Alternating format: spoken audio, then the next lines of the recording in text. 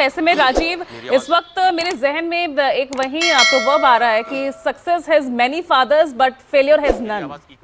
और उसी का सामना इस वक्त योगी आदित्यनाथ कर रहे हैं। अपराधों पर नकेल कसने वाले, जिसे कुशल प्रशासक कहा जाता था, अपराधियों पर बुलडोजर एक्शन चलाने वाले बाबा बुलडोजर के नाम से जाने जाते थे, उनके मॉडल को दूसरे राज्यों में अपनाया जा रहा था।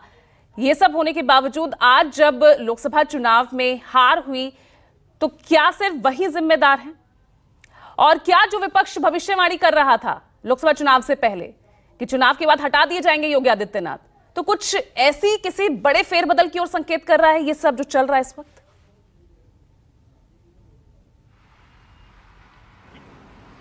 देखिए पूजा, अभी वो कहते हैं ना कि जब शरीर कमजोर हो जाता है तो कई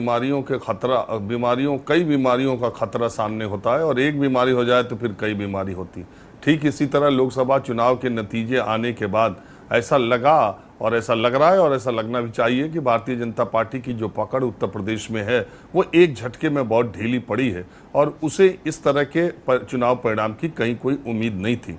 लेकिन पीछे दिनों की जो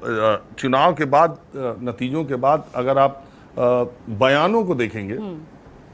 तो ज़्यादातर बयान इसके इर्द गिर्द हैं जैसे कि इस पूरी हार के जिम्मेदार सीएम योगी हैं या उत्तर प्रदेश सरकार की कार्यशैली है। जो भी बातें कही जा रही हैं वो यही कही जा रही है कि अफसरशाही बेलगाम है, और चूंकि अफसरशाही बेलगाम इसलिए है कि जनप्रतिनिधित्व की कोई सुनवाई नहीं है, नेताओं की, मंत्रियों की, विधायकों की बात ही अधिकारी नहीं सुनते हैं, और वो इसलिए नहीं सुनते कि उनको वरदहस्त प्राप्त है। तो ये सारी चीज़ें बताने की कोशिश यही की जा रही है। लेकिन क्या यही सच है कि सीएम योगी का रिपोर्ट कार्ड ही ये लोकसभा चुनाव के नतीजे हैं? अगर ऐसा होता तो प्रधानमंत्री खुद ही अपनी जीत का अंतर इतना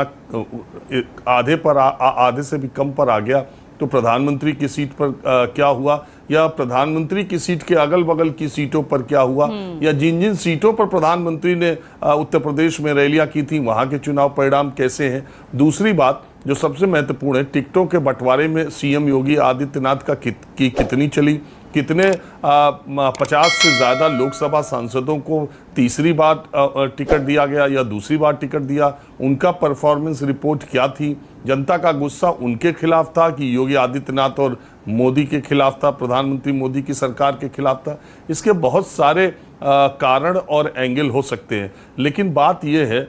देखिए अलग अलग तरीके से केशव मौर्य के बारे में मैंने आपको बताया कि वो संगठन से जुड़े व्यक्ति हैं, वो प्रदेश अध्यक्ष थे जब भारतीय जनता पार्टी को 300 से ज़्यादा सीटें मिली, तो स्वाभाविक तौर पर मुख्यमंत्री बनने का उनका सपना या दावा वो स्वाभाविक है, वो नहीं बन पाए,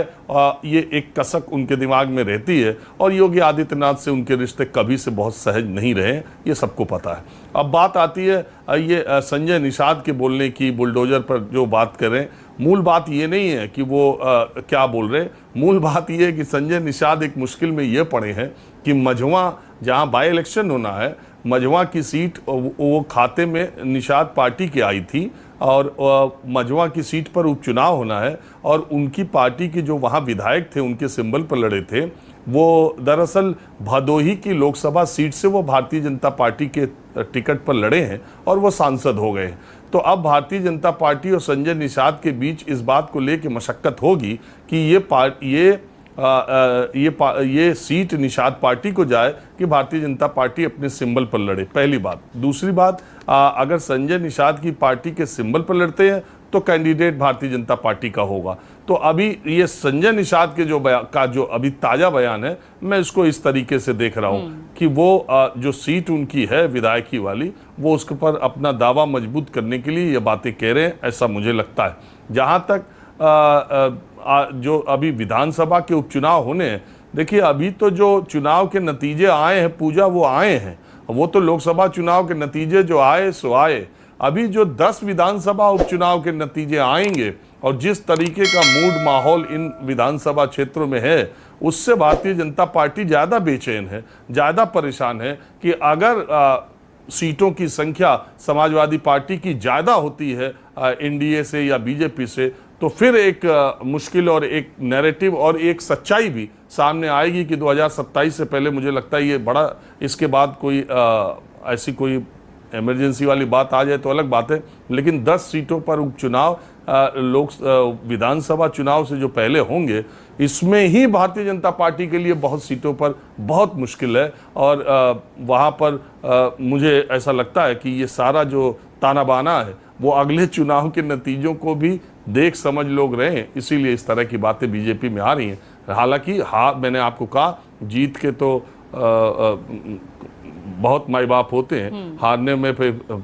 ठीकरा फोड़ा जाता है उस पर या इस पर। तो इस वक्त योगी आदित्यनाथ की सरकार पर, और देखिए इसमें बहुत तरह की बातें भी हैं। मैं आपको पूजा 1 मिनट में बताता हूँ। ये शिक्षकों के जो ऑनलाइन उपस्थिति की बात है, और इसके अलावा 2023 से बिजली बिल किसानों की माफ़ी का, नलकूप का, ट्यूबवेल का ऐलान किया था योगी आदित्यनाथ ने। अभी कुछ दिन पहले इसके निर्देश आए हैं। अब जब किसान वहां जा रहे हैं तो उनको बहुत सारी चीज़ों में बहुत तरह की प्रॉब्लम्स आ रही हैं। वो उसमें आपके नाम से ट्यूबवेल का भी है कि नहीं है, घर का कनेक्शन है कि नहीं है, फिर रजिस्ट्रेशन कराना है। तो ये जो आम घोषणा कुछ होती है, जब जमीन पर किसान जा रहा है, जब जमीन पर टीचर को वो समस्या आ रही है, तो फिर वो गैप, वो कहाँ बोले, किससे बोले, कहाँ तक वो अपनी बात पहुंचाए, तो ये तो समस्या उत्तर प्रदेश में हमेशा हर जगह देखने को मिलती है। ठीक